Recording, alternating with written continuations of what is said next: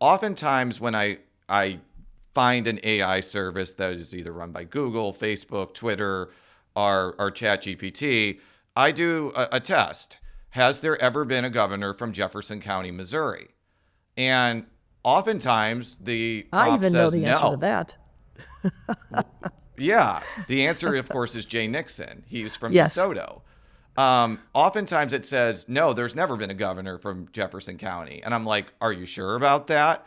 And then I kid you not, oftentimes the chat GPT would say, oh, I'm sorry, Mel Carnahan was a governor from Jefferson County, Missouri. And I was like, no, that's not true. He's from Rolla, Missouri. Everybody Well, knows actually, that. actually, he was born in Birch Tree, so that is down in Fair, Shannon County. fair point.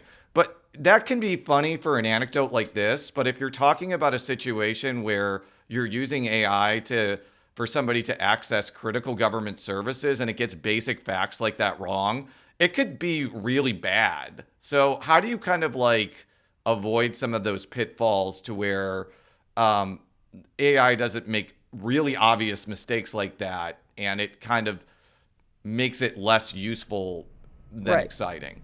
Right. So again, it goes back to what you're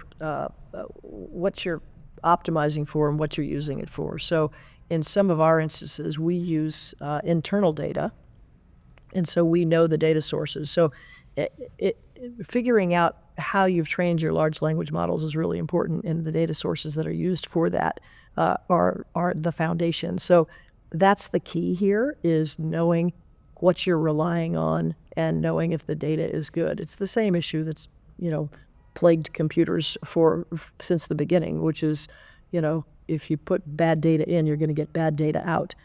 So understanding data sources and having lots of transparency about that is super important.